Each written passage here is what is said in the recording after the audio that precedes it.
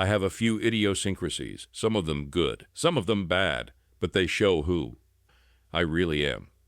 I may be the only person in history to have been dishonorably discharged from the U.S. Army, Rangers, and disbarred by the Virginia State Bar before my 30th birthday, both times for physical assault. That's all I'll say on the subject, except that I've only spent a few days in jail or in the brig. Obviously, I have what many consider a bad attitude. In my opinion, my attitude is take no shit and never back down, and I have no intention of changing. I was born with a near-perfect physique, combining strength and endurance. My reflexes and reaction speed have been tested in every way possible, and I'm in the top 100th percentile of the best in the world. I am not very large, 6'1", 205 pounds, but given my inherent strength, stamina, reflexes, and reaction speed, I have never lost a fight, even against multiple opponents. I also have an aptitude for languages. I didn't develop it specifically, but I was born with the talent and have cultivated it.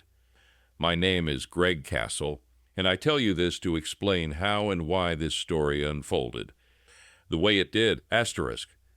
After my license was revoked, I began looking for a new profession, although I was still hopeful that the attorney I hired could reverse the decision.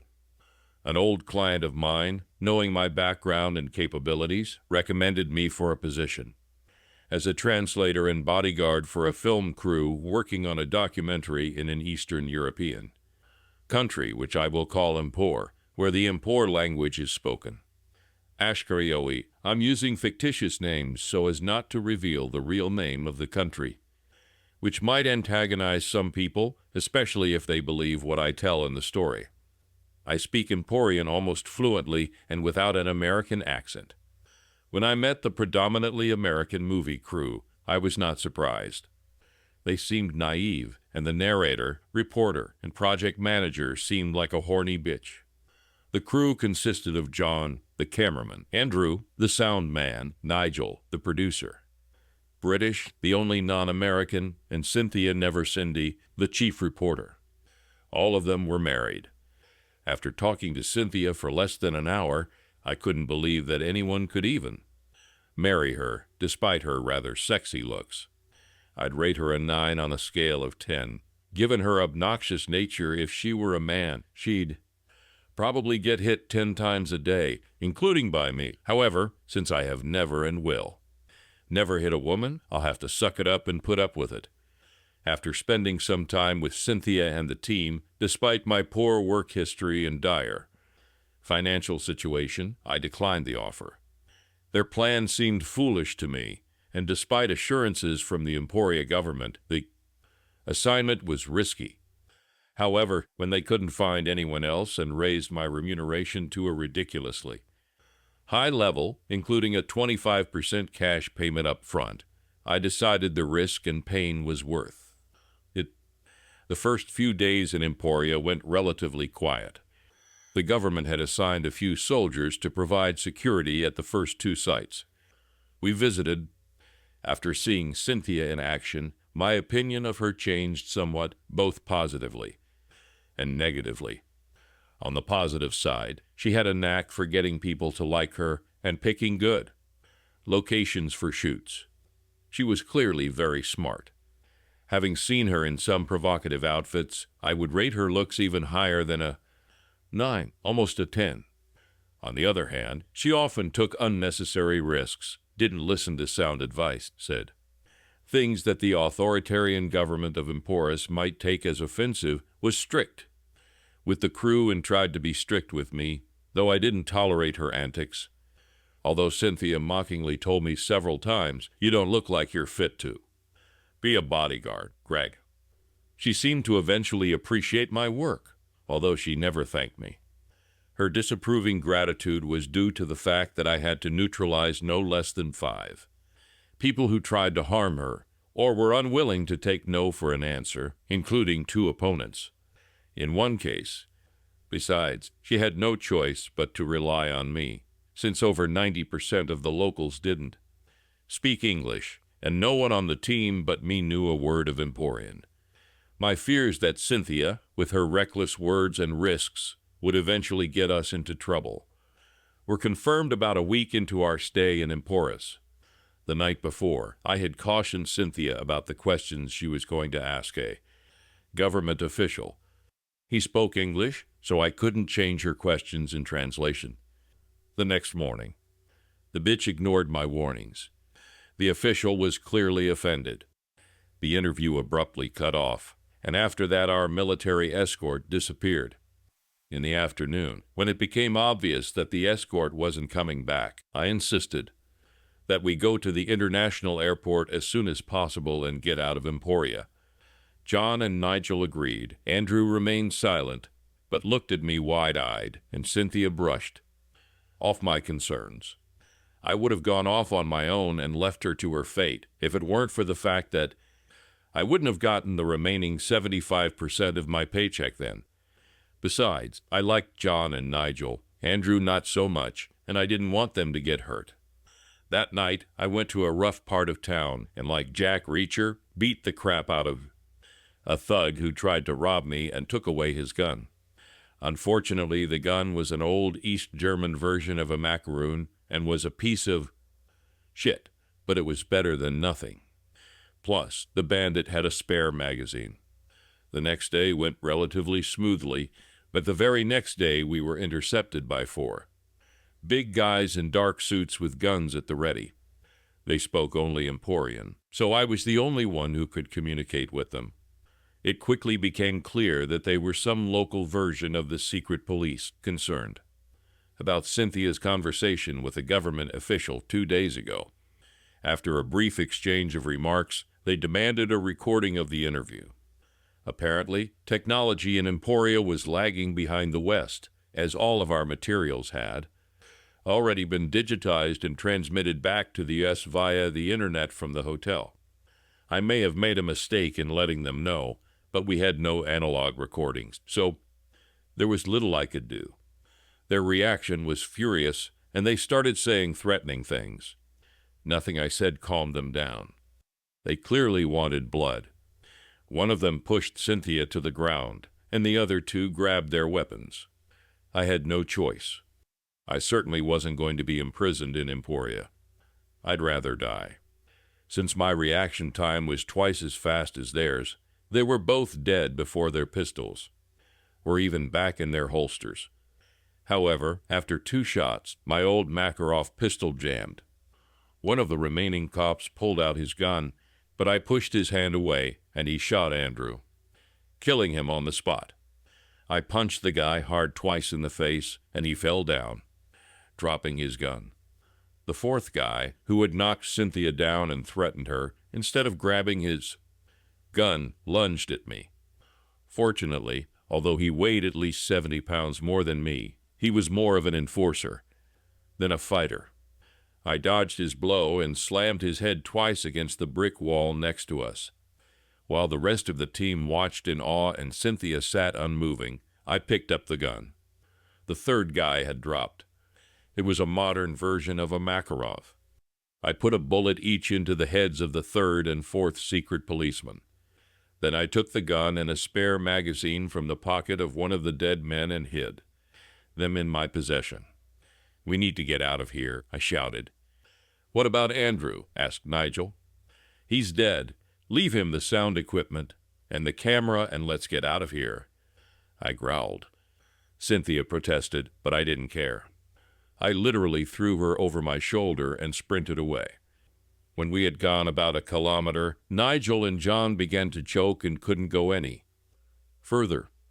I set a distraught Cynthia back on the ground, foiled her feeble attempt to slap me, and laid out my plan. "Look, we'll soon be searched for all over the country. Nigel and John, do you both have wallets and passports?" They both nodded. "While Cynthia stays here, I'll call a cab. We'll get to the international airport in the capital and take the first flight out. Cynthia and I will try to cross the border into the nearest country. It's about 40 kilometers away. We'll contact you as soon as we're safe." "Maybe we should stay together?" asked John. "No, they'll be looking for 3 men and a woman. Splitting up is our only hope. And given how Cynthia is reacting here, she needs my protection. Before they could say anything, a cab pulled up. I told Cynthia to hide. Surprisingly, she obeyed and stopped the cab. I told the driver where to take the passengers, promised him €100 tip if he delivered them within the hour. Then I told John and Nigel how the finances were, and they set off. I turned back to Cynthia, who now realized the gravity of the situation. We need to find a way to change our appearance and then a hotel to lay low for a couple of nights before escaping to a neighboring country, I said. Surprisingly, she didn't argue, just nodded in agreement. First, we went to the drugstore. The word sounds almost the same in Emporium. To buy hair dye, scissors, and fake glasses. We split up so as not to arouse suspicion, and we each bought what we needed. We then separately visited a local department store, bought clothes that looked like local clothes, and changed out of our Western outfits. Finding a cheap hotel, I checked in and surreptitiously gave Cynthia the room number. Once we were in the room, we had a frank conversation. Cynthia finally admitted that she should have heeded my advice not to ask provocative questions of a government official. She was upset about Andrew's death and our situation in general, since I don't like to kick people when they are already depressed, except for the secret. Police officers who clearly wished us ill, I sympathized with her. After the conversation, we both dyed our hair. I to her and she to herself, and prepared fake glasses. I was looking out the window thinking of possible escape routes in case the situation worsened, when I saw 2 old Russian-made GAZ-24 cars pull up, and 8 men dressed exactly like the secret police who had detained us got out.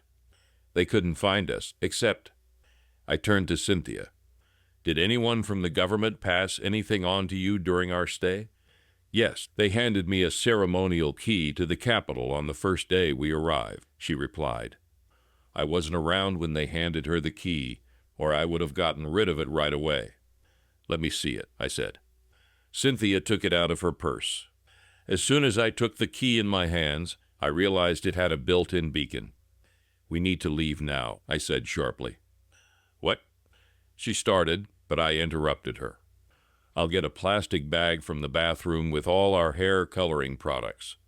And I put the ceremonial key in my pocket. Take your purse, leave the room, and wait for me at the north staircase. Aunt Cynthia did as I asked. Taking my purse, I looked around the room to make sure nothing would give us away, and then ran to the north staircase. We were on the 3rd floor. I grabbed Cynthia's hand, and we made our way up to the 4th floor, pressing ourselves against the wall. We heard footsteps coming up the stairs. Apparently, they were blocking the elevator and both flights of stairs. As soon as the door to the 3rd floor closed, we tore for the 1st floor, ran out the emergency exit, and ran like hell until Cynthia couldn't run anymore. As she was panting, resting her hands on her knees, we were almost a kilometer from the hotel. A guy on a motorcycle drove by and parked it. As he stood with his back to me and locked it up, I came up behind him and choked him. Unconscious, laid him gently on his back and moved him out of the way, gave Cynthia a helmet, and started the motorcycle as she got on behind me. The motorcycle was a Ural Nepor, not very powerful, but it did the job and got us 20 kilometers from the hotel. After about a kilometer, I put the ceremonial key into an idling truck with German license plates and sped away, hoping that the secret police would follow the truck, which, once it started moving, would probably go in a direction perpendicular to ours. We stayed at a new cheap hotel. We were chagrined when we saw on the fuzzy tube TV in our modest room our photos on the news, along with those of John and Nigel. Fortunately, the photos were taken before we had dyed and cut our hair and used glasses. I have to say that our disguise turned out to be quite successful. The news anchor noted that John and Nigel were separated from us, but did not indicate that they had been captured. When Cynthia and I had calmed down a bit and I had brought takeout food and drinks into the room, we were both able to relax at least a little. And then lewd thoughts began to enter my head. Even in her modest clothes, with her new hair color and style, I suddenly began to see her as an attractive woman, not a star. When she said, "I'm going to take a shower," and took off her top, leaving only her bra on before going into the bathroom, my thoughts began to drift off in a different direction. We were in a foreign country where every police officer or government official, if not every citizen, was looking for us. If we were caught, that would be the end of it. I hadn't been with a woman in 3 months, and there was a naked woman standing outside the bathroom door who seemed more vulnerable, despite her complicated nature, and she had a gorgeous body. Normally, her marriage would have been a major obstacle for me, but under the circumstances, it was lost on me. I stripped off all my clothes and stepped into the bathroom. The shower was awkward for the cramped space, but I opened the curtain and stepped inside, as the water was already running. The smooth, sculpted, naked body in front of me instantly turned me on. "What are you doing?" asked Cynthia in a bored tone, making no attempt to cover her breasts. "I need a shower, too, and I figured why waste water." "This cheap hotel probably has a small supply of hot water," I replied indifferently as my eyes studied her gorgeous body. "Then you can wash my back," she said indifferently, turning her back to me and holding out the soap. I silently washed not only her back, but also her ass and the back of her legs. She didn't make the slightest protest. "Greg, I realize I can't stop you if you decide to sleep with me, given your power and our situation," she said calmly, looking me in the eye. "But I want you to know that I don't consent." "I understand," I replied, shrugging my shoulders. "We'll probably get caught anyway, and I won't let myself be captured and end up in an imperial prison, so we're probably doomed," I replied emotionlessly. She didn't react in any way as I continued to wash her breasts. As expected, the hot water started to run out, so we turned it off and got out of the tub.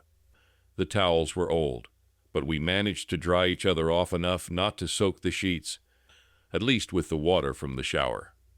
With surprising ease, I lifted Cynthia's body, despite her weight, and carried her into the main part of the room. Laying her on the bed, I carefully covered her with the blanket. "You're downright a real heavyweight, Greg," she smiled.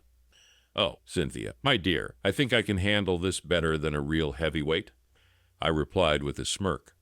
Cynthia shrieked. I joked. She shrieked again. I joked again. And suddenly we both felt like we were skewered. I lost consciousness for a short time.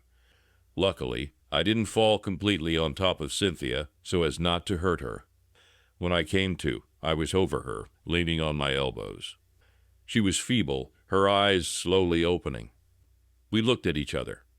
After a long silence, she murmured, "You're a terrible person. Greg, enjoying this." "You're a great actress, Cynthia," I replied after a pause. "You'll probably win an Oscar for that." "That won't stop you, will it?" She grinned. "Absolutely not," I smiled. The rest of the night was the strangest and most exhausting of my life. When I finally fell asleep with my arms around her, I was more exhausted than I had been after any training day at Ranger School. When we woke up the next morning, I wrapped my arms around her and looked into her eyes. Realizing I had never kissed her on the lips before, I ventured in. A moment of frozen breath, and I took a step. "You suddenly decided to get romantic," she muttered, but didn't try to shy away. "Maybe I'm starting to see you as more than just stunning good looks." I smiled. "Or are you just faking it to get something?" Cynthia raised an eyebrow. "I might be faking it, but only to get an extra shower," I replied with a smile. After a night together, we felt comfortable with each other. Both of us washed off the traces of the night's adventures in the shower, carefully paying attention to each other. Asterisk, asterisk, asterisk. You could say that the last 2 weeks had been a mixed time, similar to what Dickens described. On the one hand, they were the best of times because there didn't seem to be a single day that we didn't spend time together at least twice, deepening our feelings. Throughout this period, she kept claiming as if I was raping her, but it seemed to turn her on more and more, and I didn't challenge it. Our intimate moments with Cynthia surpassed all my previous experiences, giving them a whole new dimension. On the other hand, they were also the worst times, because we lived in constant fear, not knowing when the secret police would catch up with us. However, when we were able to contact Nigel via an internet cafe after about 3 days of running away, we heard good news. He reported that he and John were safe at home and that the US and UK governments had promised not to extradite them. To avoid capture, I had to resort to stealing money from a few passers-by. But I memorized their names and addresses, promising myself to pay them all back double if I managed to escape, and in the end I kept my promise. Asterisk, asterisk, asterisk. Incredibly, in the end, after about 20 days of fleeing, Cynthia and I did make it back to the West, albeit through a different country than we had originally planned. While the imperial government made no attempt to extradite Cynthia, Nigel, or John, they did try to extradite me. However, after testimony from the other 3 men, the State Department denied the request, given the lack of a formal extradition treaty. Upon arrival in the United States, Cynthia and I parted without a farewell night of passion. She gathered her impressions of our stay in Emporia, as well as her previous work, and a few subsequent events, to begin making a documentary. She and Nigel and others immediately set to work on the project upon our return. I was paid in full for my services and went on a week's vacation to Aruba. Upon my return, I received some good news. My attorney, a real fight dog, had fought to have my disbarment overturned. Oh, are ya? He discovered that one of the witnesses had perjured himself. While I probably should have been disbarred anyway, it made a huge difference to my fellow attorneys in the state and the Virginia Supreme Court. After approximately 90 days, I was reinstated, but on probation. The law firm where my attorney worked proved to be the perfect place for my skills, and I joined them as an associate immediately after reinstatement. A documentary made by Cynthia aired a few months after my return and my reinstatement at the new firm. I thought she did a great job. However, when I saw her interview on TV, I was surprised to learn that she was pregnant. I didn't know what that meant, but I sent her a congratulatory email from my new work. Email address anyway. It had been almost 7 months since my return from Emporia when I had just gotten back to the apartment on a Saturday morning after a few hours of working out. I had just finished showering and was looking for something to eat, hoping I wouldn't have to go out for lunch when someone knocked on the door. When I opened the door, I was shocked to see Cynthia there, who was very pregnant. I had never had to deal with pregnant women before. She looked amazing. Her hair was back to its natural color and style, and it was like she was glowing, although there was no smile on her face. "Cynthia, it's great to see you." "You look great," I stated frankly. She started the conversation with a threat. "We need to talk, Greg." I invited her in, offered her a drink, and we sat down at the kitchen table. I let her start the conversation. "So, Greg," she began in a threatening tone, "somehow your little swimmers have overcome my pregnancy protection." I swallowed the lump in my throat. "So it turns out I'm the father of your baby." "Yes." My husband and I stopped having sex a week before we left for Emporium. Including round-trip travel time, we were out of the US for a little over a month, and when we got back, I was already pregnant. So you can figure it out for yourself. But before I leave, I'm going to take a DNA sample from you just to be sure," she said, pulling a cotton swab out of her purse like in the TV crime shows and placing it on the table. I swallowed my saliva and asked quietly, "How did your husband react to that?" "He divorced me. He didn't believe my rape accusations, especially since I refused to file a police report against you. In the end, it was for the best. We were having marital problems even before my trip to Emporium. You haven't thought about terminating the pregnancy? I asked. No, for 2 reasons, she replied. First, while I support the right to choose, I personally just can't bear the thought of abortion. Second, because quite frankly, I really enjoyed being with you. Even though we're both not without flaws, maybe we have a chance at a relationship, considering we're going to have a child together. I was stunned and sat there, with a tired look in my eyes for what seemed like a very long time. Cynthia was silent, just looking at me. Suddenly, it was as if lightning had struck me in the head. My whole nervous system was pierced. I got up from the chair, took Cynthia's hand, helped her up from the chair, lifted her into my arms, and carried her to the bed. It struck me that her 7-month pregnant body excited me as much as her slender pre-pregnancy body did. Asterisk, asterisk, asterisk. Cynthia stayed with me for the rest of the weekend. Monday morning, as I was getting ready for work, and she was temporarily back in New York, we had our first serious conversation. Most of the time, we just enjoyed each other without discussing serious topics. Maybe I've fallen in love with you, Cynthia, I said out loud. Maybe I've fallen in love with you, Greg, she replied. You could move to Virginia. I still need to work here for at least a year to complete my probationary period, I suggested. I can work from anywhere, and I wouldn't mind moving to Northern Virginia. It has everything I like about New York, but it's easier to live there, she replied. Maybe you could move in with me. We can go to yoga class together. Yes, but I need more space. I have a lot of stuff. A 2-bedroom apartment in my complex will be vacant next week. I can move in there without breaking my lease. Sounds great. Plan on moving in with me next weekend. I'll organize a yoga class and you find a truck to haul your stuff.